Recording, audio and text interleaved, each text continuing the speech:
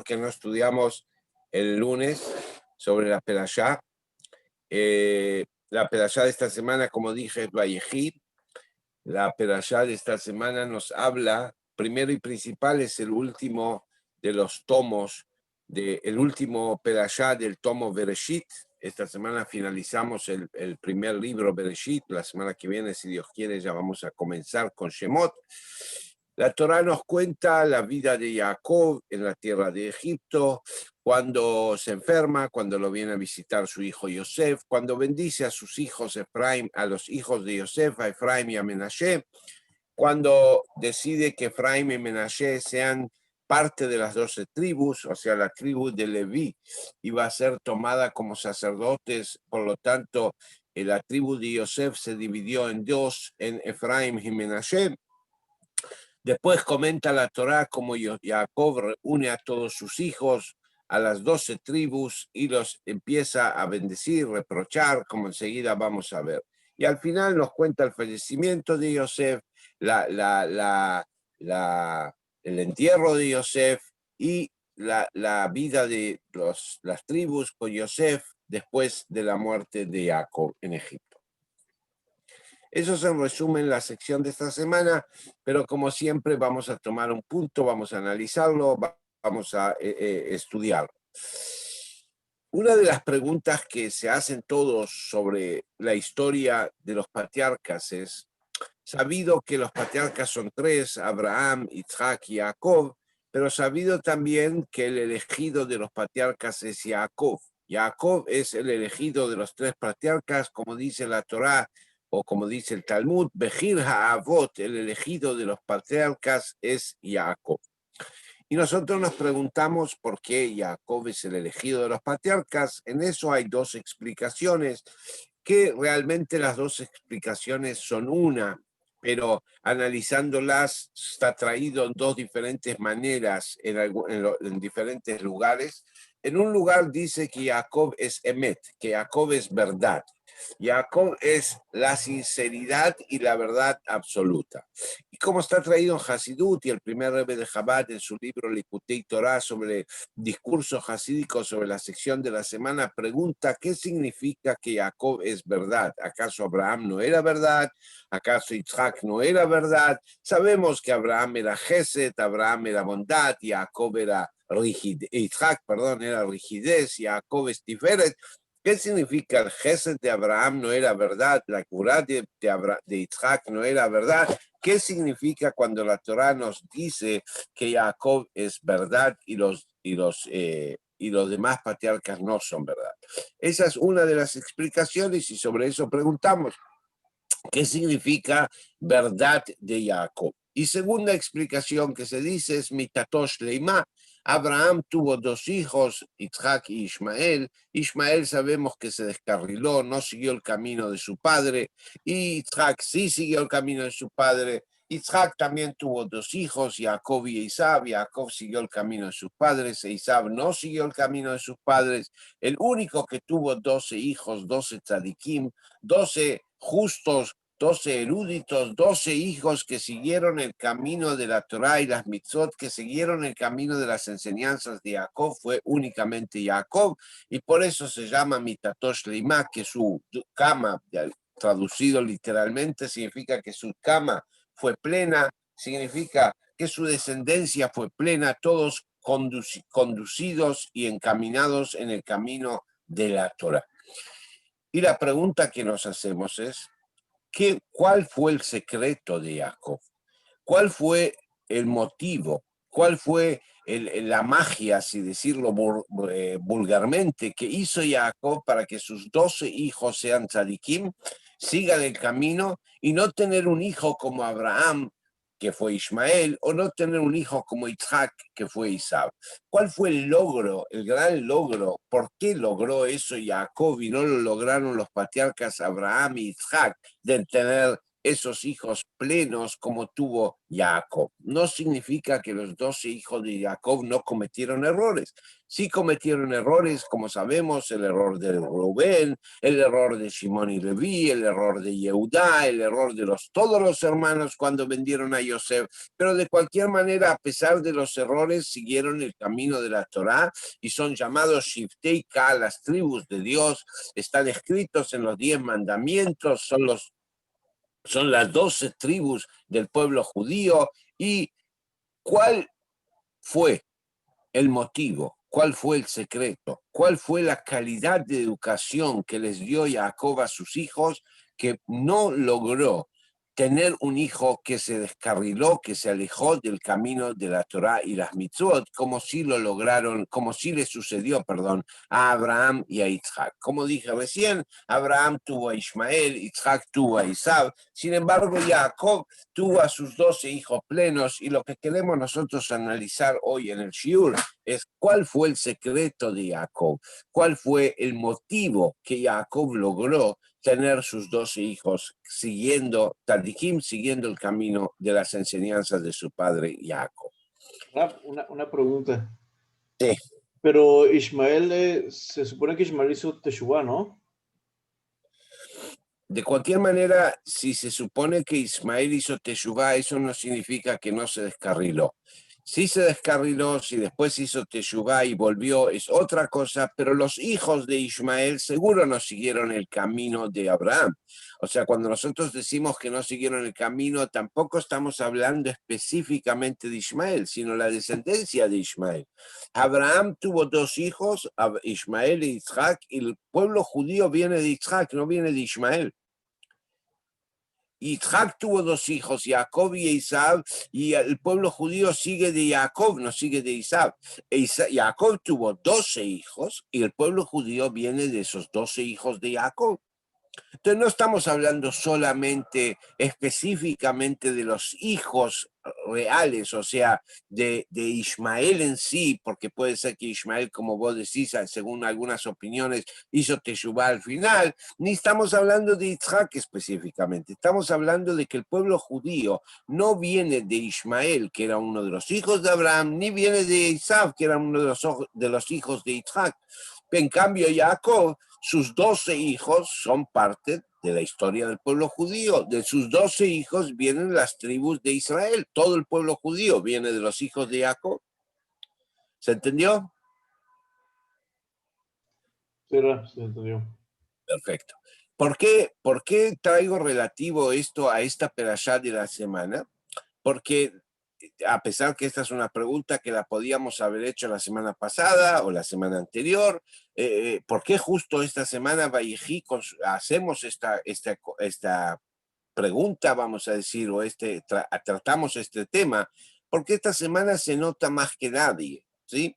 Y Abraham, por ejemplo, cuando se va a morir, cuando se enferma y sabe que se va a morir, le transmite sus bendiciones a Isaac y se despide de su hijo Isaac. En Isaac ni siquiera encontramos que Isaac se despidió de sus hijos, ni de Isaac ni de Jacob, pero sí le transmitió en esa famosa historia las bendiciones a Jacob.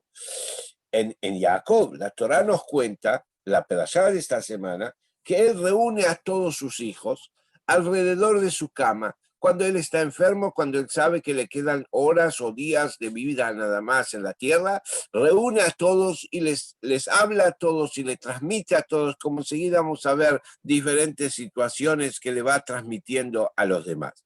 Entonces, ¿cuál es el sueño más grande de un padre? El sueño más grande de un padre es que sus hijos sigan su camino, que sus hijos sigan sus enseñanzas. Y en el momento que más se nota eso, en el momento que uno más lo puede llegar a ver, es en el momento en que el papá se está por ir de esta tierra, se está por ir de este mundo y reúne a todos sus hijos y los despide, sabiendo que los hijos, con el placer, con el bienestar, con la seguridad, que sus hijos siguen su camino. Abraham no tuvo ese mérito, Isaac no tuvo ese mérito, y Jacob sí tuvo ese mérito. Y lo encontramos en la sección de esta semana, cuando la Torá nos cuenta que Jacob reúne antes de morir a todos sus hijos y le transmite lo que le transmite, como enseguida vamos a analizar, que es exactamente lo que le transmitió, pero le transmite las enseñanzas. Y de vuelta. Entonces, por eso tocamos este tema en la Perashá de esta semana, por eso volvemos a preguntar y nos interesaría saber cuál es el secreto, cuál es el mensaje de la Torá, que la Torá nos está dando, que Jacob logró tener 12 hijos, mucho más que Abraham, mucho más que Isaac, logró tener 12 hijos y los 12 siguieron el camino del padre, los 12 fueron tzadikim, con sus errores, con sus equivocaciones, pero los 12 siguieron el pueblo judío, en cambio no logró, no tuvo el mérito, no tuvo la posibilidad de lograr eso, ni Abraham en su historia, ni Isaac en su historia con sus hijos. ¿Cuál es el secreto de Jacob? Es lo que queremos analizar hoy. Antes de entrar a las respuestas, vamos a analizar otra parte de la Perashá que no tiene directamente que ver con la pregunta, pero sí es interesante analizarlo para que se entienda también. Como dije recién, la Torá nos cuenta que Abraham antes de morir reúne a sus 12 hijos y le dice, Ikavtzu, reúnanse en Heasfu, reúnanse alrededor mío, Veagida Lahem, y yo les voy a contar a ustedes, Etashirikre Bajarita Yamim, lo que va a suceder en el futuro. Rashi nos enseña inmediatamente que Jacob quiso en ese momento notificarles al pueblo judío, a las tribus, a sus hijos, quiso notificarles cuándo iba a venir el Mashiach, la fecha exacta en que iba a venir el Mashiach, pero Dios no le permitió, Dios le quitó la posibilidad de transmisión eso. Es otro tema para analizar en otro shiur, si Dios quiere, por qué Jacob quería decirle a los hijos la fecha de la llegada del Mashiach, qué iba a ganar Jacob transmitiéndole eso a sus hijos, y por qué Dios se lo impidió, por qué Dios no estuvo de acuerdo con que Jacob haga eso. De cualquier manera, eso es lo que sucede. Aparentemente los reúne para contarles el futuro, para contarles lo que va a pasar. Pero cuando a él Dios le dice, no digas la fecha de la llegada del Mashiach, él toma otra situación y comienza con sus hijos de mayor a menor. Primero empieza con Reubén, después sigue con Shimón y Leví, después sigue con Yehudá y así sucesivamente con los hijos. Pero a los tres primeros hijos, a Reubén, a Shimón y Leví, los reprocha por diferentes errores que ellos cometieron en la vida. A Reubén le reprocha por el pecado que hizo, como ya lo contamos una vez creo, pero en resumen, cuando falleció la esposa de Jacob, Rachel, entonces la cama de Jacob, vamos a decir, estaba siempre en la habitación o en la carpa, como se dice en la Torá de Rachel, porque Rachel era su esposa más querida, era su principal esposa. Y cuando ella muere, Jacob, por lógica, tendría que haber puesto su cama en la habitación de Lea, que era la segunda en categoría, vamos a decir, de alguna manera. Pero Jacob no hace eso. Jacob agarra su cama y la pone en la habitación o en la carpa de Bilhá, la sirvienta de Lea, de Rachel. Y Rubén, al ver eso, se ofendió y quiso ¿cómo se dice? Quiso tomar una decisión impulsiva de defender el honor de su madre y se metió en el dormitorio del padre y sacó la cama de su papá de la habitación de Bilhá y la llevó a la habitación de su mamá Lea. Por más que Rubén quiso hacer algo para defender el honor de su mamá, pero de cualquier manera no era una situación que él tenía que meterse, ningún hijo tiene que meterse en el dormitorio del padre, ningún hijo tiene que meterse en las decisiones de su padre matrimoniales, y ni que hablar un papá como Jacob, que él seguramente sabía lo que hacía y que él seguramente tenía una razón especial por qué hizo eso. Rubén al meterse ahí fue como que profanó a la esposa del padre Bilhá. Y por eso se le consideró un pecado. Jacob, cuando los reúne a los hijos, comienza con Reubén y lo reprocha a Reubén por esa actitud. Inclusive Rashi nos enseña que de ahí hay un tema educativo, que cuando un papá quiere reprochar a sus hijos grandes, que no los reproche durante su vida, sino que los reproche antes de morir, porque ese es el momento donde los hijos pueden recibir el reproche correctamente y no se alejan del papá. Sigue con Shimon y Leví y los reprocha a Shimon y Leví también, los reprocha por su furia, los reprocha por sus enojos que ellos tenían, como sucedió con la historia de Shechem, que Shimon y Leví mataron a toda la gente, a todos los hombres de Shechem para rescatar a su hermana Diná, como sucedió después con Yosef, que Shimon y Leví, como sabemos, fueron los que quisieron matarlo a Yosef, y los reprocha su furia, y les dice, en su furia no quiero aparecer yo, maldita la furia de ellos, etcétera, etcétera.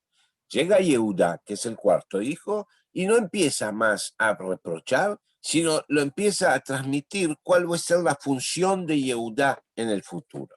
Y así después sigue con Isahar, con Zebulún, con Gad, Naftali, Dan, Asher, Yosef y Binyamin. A cada uno les dice cuál va a ser la función de ellos en la vida, cuál va a ser la función, la cualidad donde se van a destacar sus descendientes. A Zebulún les dice que van a ser grandes comerciantes, a Isahar les dice que van a ser grandes sabios de la Torá, a Naftali le dice que va a ser que va a ser el que va a como se dice, a traer noticias positivas. A Dan le dice, le cuenta la historia de Shimshon, de Samson, del gran fuerte que fue uno de los grandes jueces del pueblo judío, etcétera, etcétera, les habla.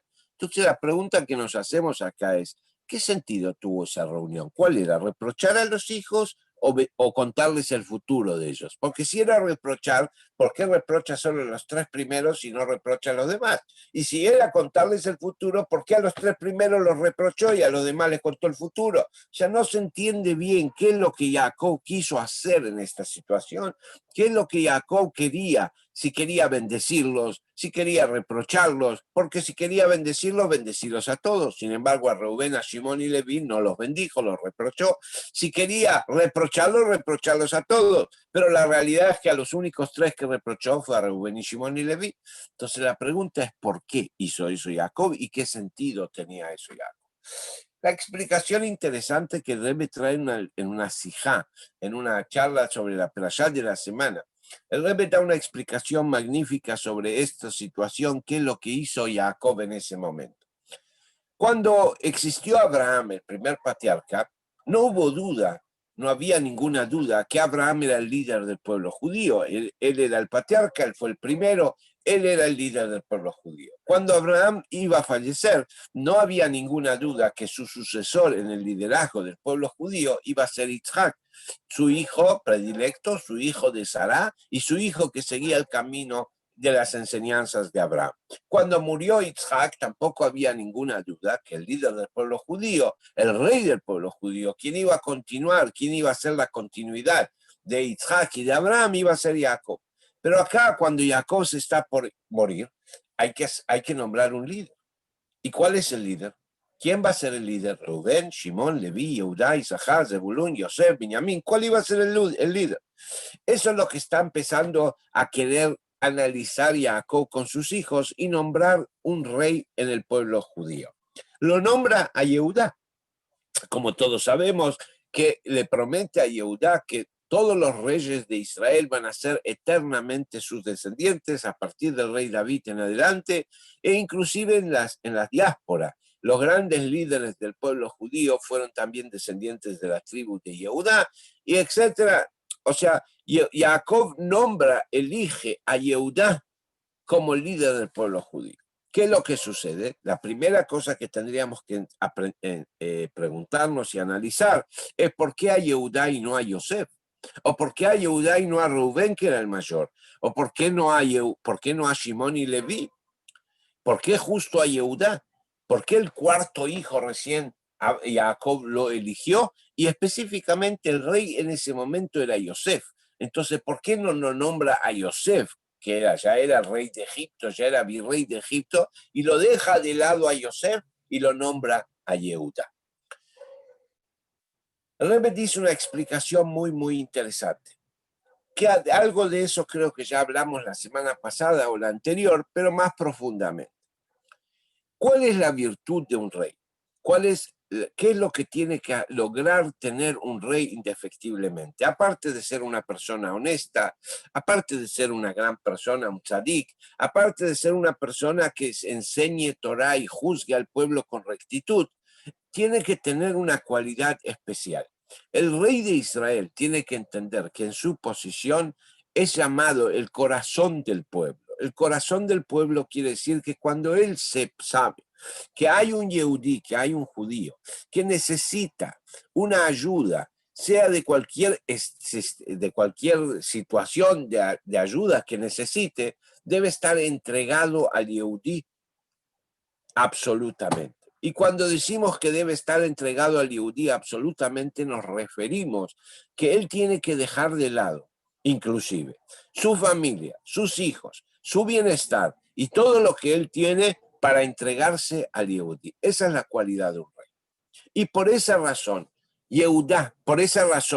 Jacob elige a Yehudá. Porque como ya comentamos, Yehudá fue una persona que con sus errores, porque Yehudá cometió errores, cometió la venta de Yosef, cometió la historia que sabemos con su nuera Tamar, cometió errores, pero sin embargo, Yehudá, 3 veces la Torá nos contó cómo Yehudá estuvo dispuesto a entregar todo por el prójimo. Y lo vemos en los siguientes casos. Cuando los hermanos de Yehudá, Shimón y Leví, que eran los hermanos mayores y los más fuertes, quisieron matar a Yosef, Yehudá se les enfrentó y le dijo, ¿qué es lo que vamos a ganar matando a nuestro hermano? Vendámoslo, pero no lo matemos. Significa que Yehudá enfrentó a sus hermanos mayores por el bienestar de Yosef, aunque con un error, porque al final lo vendió, pero de cualquier manera le salvó la vida porque Shimón y Leví lo querían matar. Esa fue la primera vez que vemos que Yehudá se enfrenta a una situación por un hermano, por un hermano. La segunda vez que lo encontramos es con su nuera Tamar, cuando él tiene relación con Tamar sin saber que Tamar era su nuera, y su nuera se embaraza de esa relación, y le avisan a Yehudá que su nuera cometió adulterio y está embarazada. Yehudá pregona que por ley hay que matarla, la banda, mientras ella va a ser matada o muerta, ella manda a notificarle a Yehudá el bastón de Yehudá y dice, del dueño de este bastón yo me embaracé. Yehudá se podía hacer el tonto, Yehudá podía dejar pasar la cosa, sin embargo Yehudá dijo, no, tiene razón, fui yo el culpable, yo soy el que cometí ese error, yo la embaracé, yo tuve relación con ella, a pesar de la vergüenza, a pesar de que él quedó marcado con esa historia para siempre. Sin embargo, para salvar a Tamar, él decidió pasar vergüenza, salir damnificado, salir dañado él de alguna manera, pero no permitir que Tamar sea llevada a la muerte. Y la última vez que lo vemos la semana pasada sobre Binyamin, que cuando Yosef, quiso llevarse prisionero como esclavo a Binyamin, Yehudá fue el único de los hermanos que lo enfrentó a Yosef y estaba dispuesto, primero y principal, a quedarse él como esclavo con tal de que Binyamin sea libre, o sea, a perder su libertad, a dejar a su familia, a dejar a sus hijos y perder su libertad para siempre con tal de salvar a su hermano Binyamin, o estuvo también dispuesto a ir a la guerra, a luchar contra Yosef y todo Egipto con tal de dejar libre a Binyamin. Jacob notó en Yehudá que con sus errores, con sus equivocaciones, pero siempre logró enfrentar situaciones de salvar a un hermano, salvar a un yehudí. Dijo, esta es la virtud de un rey de Israel. Esta es la virtud que tiene que tener un rey y por esa razón elijo a Yehudá. Y eso es lo que comienza a hacer. Primero y principal, va a nombrar un líder. La primera pregunta es si vas a nombrar un sucesor y un líder. El primero que tiene derecho es el hijo mayor. Pero le dice a Rubén, vos no podés ser líder. ¿Sabes por qué no podés ser líder? Porque sos impulsivo. Y un rey impulsivo no sirve.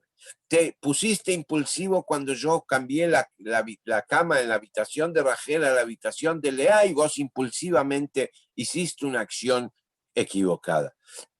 Bueno, está bien, Rubén es impulsivo, no tiene las cualidades para ser rey, le toca a Shimón o a Leví, que es el segundo o el tercero. Viene Yehudá y Jacob y les dice, ustedes tampoco sirven, porque ustedes tienen una furia muy fuerte.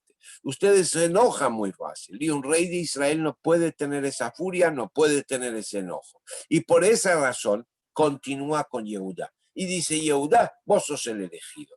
Pero también sigue explicándole a los demás hijos después cuál va a ser la cualidad, cuál va a ser la virtud que van a tener ellos en la vida y cuál es la misión, porque si Yehudá es el rey, puede venir Zebulún o Isahar o cualquiera otro de las tribus y preguntar, ¿y entonces qué hago yo? Entonces Jacob le transmite, Zebulún, vos te vas a dedicar a los negocios, Isahar, vos te vas a dedicar al estudio de Torah, Naftalí, vos te vas a dedicar a tal cosa, Dan, vos te vas a dedicar a tal cosa, y así con Yosef y Benjamín también. E inclusive, a pesar que Yosef era el virrey de Egipto, pero Yosef no tenía la virtud de Jacob, de Yehuda. Como os contamos la semana pasada, Yosef les perdonó a los hermanos, los disculpó a los hermanos, pero no les perdonó en su corazón. Y el motivo que él lo disculpó es porque él notó que Dios mandó a través de esa situación un bienestar global a todo el mundo. Porque gracias a que Yosef fue vendido a Egipto y gracias a que Yosef se convirtió en el rey de Egipto, logró salvar al mundo de la hambruna. Quiere decir que Yosef no es que perdonó porque entregó su vida para el bienestar de sus hermanos, sino Yosef vio la mano de Dios y por eso perdonó, por eso disculpó. Pero Yehudá, aún sin ver la mano de Dios, aún sin entender por qué sucedían algunas cosas, estuvo dispuesto a entregar su vida por Binyamin, a entregar su libertad por Binyamin, y eso es lo que lo hace importante, eso es lo que lo hace grande, y por eso Yehudá fue elegido como rey de Israel. Estos comentarios al margen de la pregunta que hicimos al principio, ¿cuál fue la virtud de Jacob? ¿Cuál fue la genialidad educativa de Jacob que tuvo para lograr que sus 12 hijos sean tzadikim, para lograr que sus 12 hijos continúen con el legado de su padre, cosa que no logró ni Isaac ni Abraham? Vamos a analizar esto, vamos a responder esto con dos respuestas. Una está traída en un Lekutei Sijot también del Rebbe, en una charla del Rebbe sobre esta pregunta, y otra está escrita en Hasidut. Vamos a empezar con la del Rebbe. El Rebbe atribuye esta virtud que tuvo Jacob educativamente, de que sus hijos fueron 12 tzadikim y que todos siguieron el camino, no a Jacob específicamente, sino a la esposa de Jacob, a Lea. El Rebbe nos cuenta que la Torá, cuando nos comenta sobre Rachel y Lea, las dos hermanas que luego se convirtieron en esposas de Jacob, la Torá nos cuenta que Rachel era bella, que Rachel era una mujer muy linda, y Lea tenía los ojos llorosos. Y en su momento el Rebbe preguntó, ¿por qué la Torá nos cuenta que Lea tenía los ojos llorosos? ¿Para qué hace falta comentar una cosa tan negativa sobre una matriarca como Lea? Entonces, la Torá, en base a eso, nos cuenta y nos dice, en la parte profunda, en la parte interpretativa hasídica del concepto, que Rachel y Lea eran diferentes en su servicio a Dios. Rachel era una mujer tzadeket, era una mujer que era una erudita, nunca cometió un error, siempre siguió el camino de la Torá y las mitzvot, siempre tuvo una conexión con lo espiritual, nunca pecó, nunca cometió un error, y ella tenía lo que se llama el servicio de los tzadikim. Por eso era bella, no solo bella físicamente, sino bella en su interior, bella en su capacidad interior, y por eso Jacob la amó a Rachel, porque Jacob también tenía la misma virtud que Rachel. Como sabemos, Jacob desde muy chico se ligó con los libros, no le interesaba la casa, no le interesaba todas las cosas que se dedicaba a Isaac, a él lo único que le interesaba era el estudio de la Torá y la conexión con Dios. Lea, en cambio, era una mujer que lloraba. Era una mujer que tenía los ojos feos porque todo el día hacía teshuvá. porque todo el día quería superarse, todo el tiempo veía sus defectos, veía sus errores y quería corregirlos, y por eso lloraba y por eso tenía los ojos feos. Los ojos de tanto llorar se le pusieron de esa manera. Y lo que la Torá nos está indicando, no la fealdad, si se dice así, o la feo o la fea que era Lea, porque Lea realmente no era una mujer fea, tenía los ojos feos nada más, sino lo que la Torá nos quiere comentar era el servicio a Dios que hacía Lea a través del llanto, a través de Avodat HaTshuvah, el trabajo del arrepentimiento, el trabajo de crecer, de mejorar día a día. Educativamente, quien le transmitió eso a sus hijos fue Lea. Lea le transmitió a los hijos la enseñanza de que podés cometer un error, pero podés corregirlo, podés superarte, podés ser mejor, podés cambiar. Un error no significa perder todo. Un error no significa equivocarse para siempre. Un error significa mejorar, darte cuenta del error, superar ese error y ser mejor y no volver a cometerlo nunca más. Lea le transmitió eso a sus hijos. Así, bueno, pero no todos los 12 hijos de Jacob eran hijos de Lea. Sí, pero hagamos un cálculo. La mayoría, del 50% eran hijos de Lea. 6 de los 12 eran hijos de Lea. 2 más eran hijos de su sirvienta, que supuestamente Lea los educó también. A Yosef y a Binyamin también los educó Lea, porque Binyamin murió, la mamá de Binyamin murió cuando Binyamin nació. Binyamin ni siquiera la conoció a la mamá, en el parto murió Rachel. Y Yosef era muy jovencito cuando murió su mamá. Significa, ¿quién educó a Yosef y a Binyamin? Lea también. Quiere decir que de 12 hijos, 10 sabemos que Lea los educó.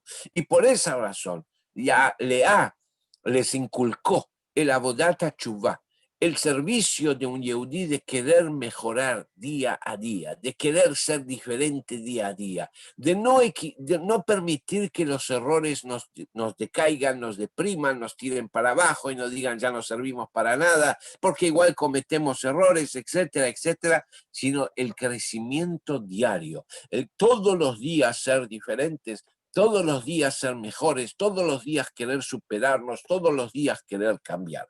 Eso es lo que tuvo los hijos de Jacob, gracias al esfuerzo de Lea, que no tuvieron ni Esaú, el hijo de Isaac, ni Ismael, el hijo de Abraham. Y ese fue el secreto, dice el Rebbe, por qué los hijos de Jacob fueron todos correctos, a pesar de sus errores, a pesar de sus equivocaciones.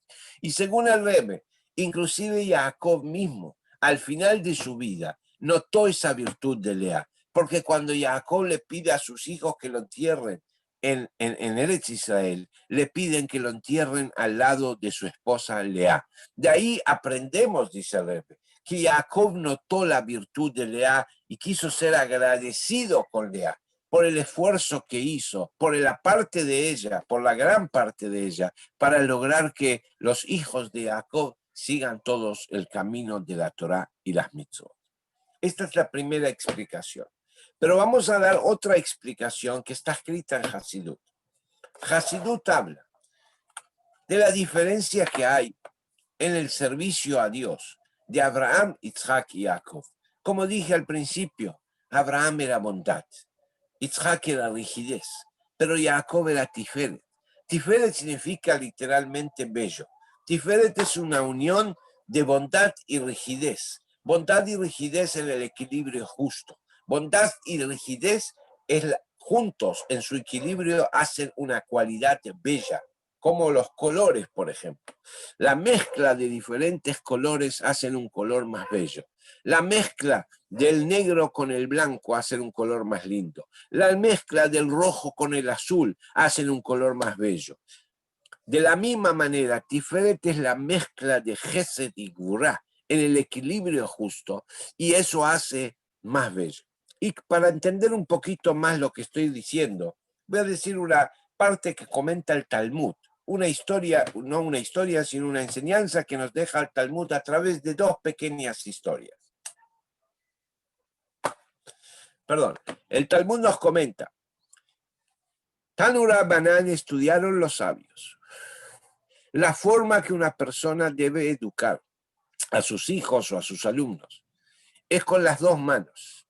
Con la derecha, la persona debe abrazar, debe acariciar, debe dar ánimo, debe dar bondad. Y con la derecha debe dar rigidez. Con la izquierda, perdón, debe dar rigidez, debe poner distancia. Pero tiene que ser a la par. Por eso tenemos una derecha y una izquierda. Para la derecha acercar y para la izquierda retener, para la izquierda poner una distancia.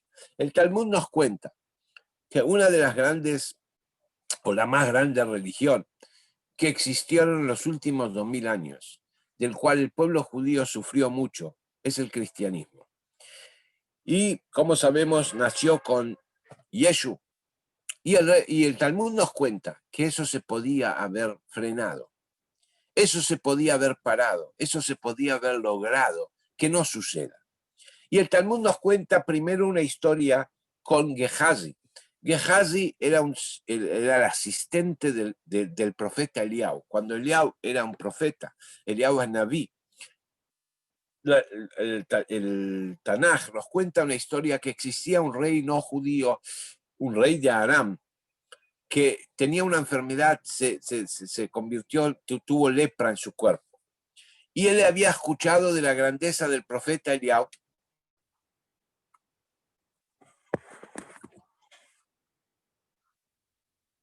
Perdón, entró un llamado. ¿Me escuchan ahora?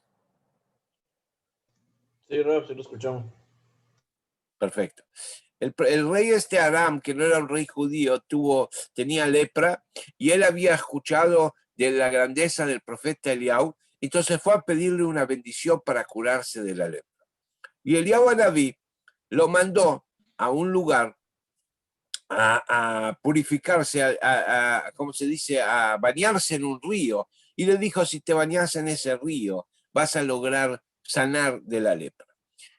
Este rey fue a ese río, se bañó, y cuando salió vio que estaba limpio de la enfermedad, que se había curado. Volvió a Eretz Israel y fue a la yeshiva donde estaba enseñando Eliyahu Anabí. Fue con varios carruajes cargados de regalos en oro, plata y cosas muy importantes, y le quiso dar ese regalo al profeta Eliyahu.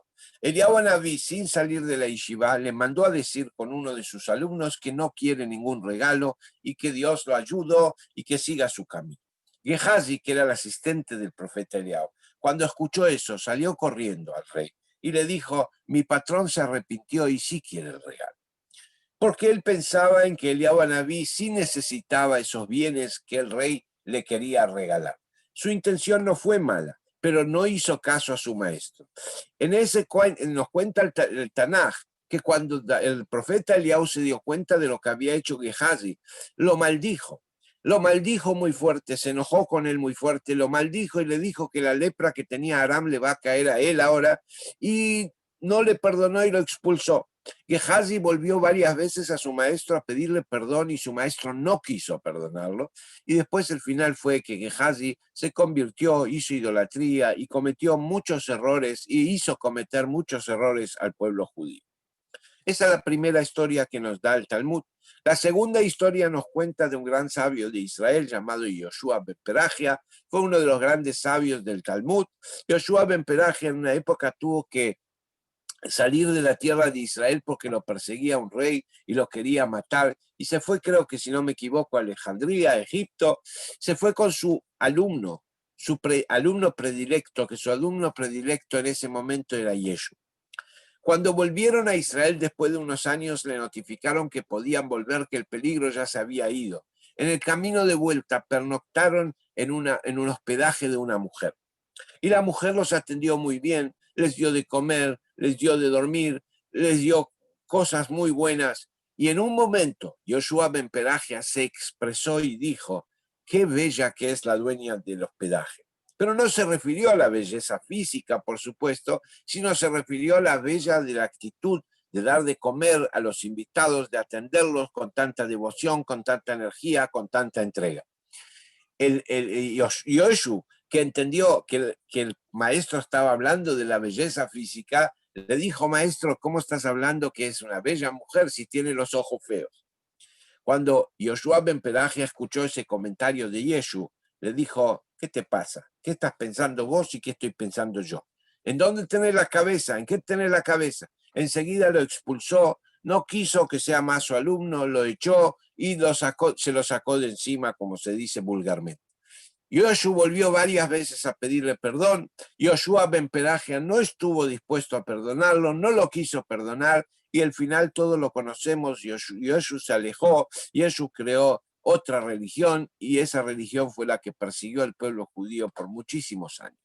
Persecuciones, matanzas, expulsiones, etcétera, etcétera, como conocemos la historia. Con eso el Talmud nos está queriendo decir que la forma concreta, la forma positiva de educar es y a mí me carebe con una mano acercar y con la otra poner distancia. No se puede ser muy bondadoso y bondad solo no sirve. Rigidez solo no sirve. Darle todo a nuestros hijos no sirve. Negarle todo a nuestros hijos tampoco sirve. Lo que hay que tener es un equilibrio justo, saber cuándo hay que dar un abrazo, cuándo hay que dar una caricia, cuándo hay que dar un premio, cuándo hay que dar una buena palabra, una palmadita, como se dice, y cuándo hay que castigar, cuándo hay que poner un límite, cuándo hay que reprochar, etcétera, etcétera. Eso es diferente.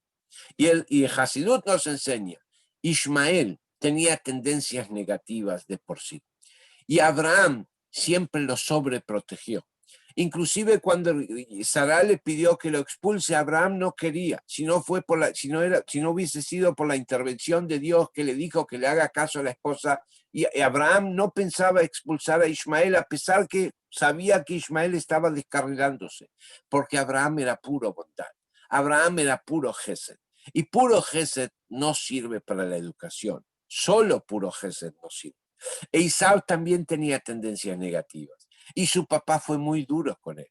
Su papá era muy, muy rígido. El papá era una persona muy, muy rígida, como sabemos, y cada error que Isaac cometía, el papá lo reprochaba y logró Isaac alejarse del padre.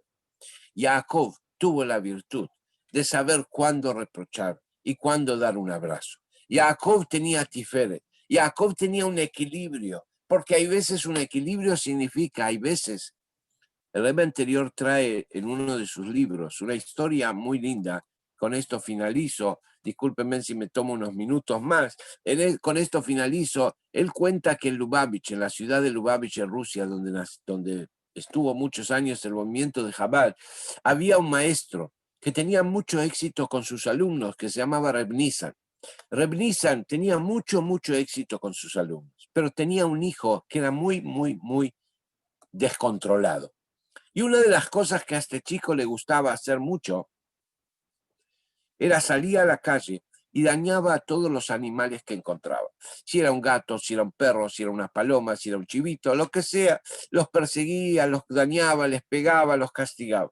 Un día el padre vio eso y agarró al hijo, lo llevó a la casa y le dijo, así como haces sufrir a los animales, te voy a tener que hacer sufrir a vos para que aprendas cuál es el dolor que el otro sienta.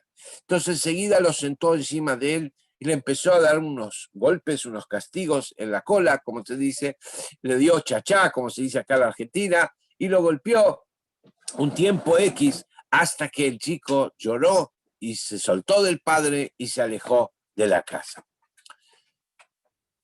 A la noche, cuando volvió el chico a la casa, vio a su papá sentado en un sillón, llorando desconsoladamente y hablaba solo.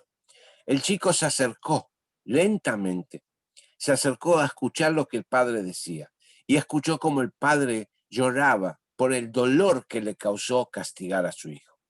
Y eso es lo que le produjo al chico el cambio. Cuando el chico vio el dolor que el papá tenía por haber castigado a su hijo, ahí es donde el chico captó el mensaje, entendió y logró cambiar. Eso nos escribe el Rebbe anterior, eso es tiferet. Hay veces un castigo puede ser un acto de bondad equilibrado. Hay veces un acto de bondad puede ser un reproche equilibrado. Y eso es lo que tenía Jacob, eso es tiferet. Saber usar la bondad y la rigidez en el equilibrio justo, y eso es el mensaje de la perashá, de la parte de esta de la perashá, que nos quiere enseñar a nosotros como padres, utilizar el tiferet, utilizar el equilibrio, para la educación de nuestros hijos o nuestros alumnos. Bueno, hasta acá el shiur de hoy. Espero que les haya gustado, lo hayan entendido y gracias a todos por participar.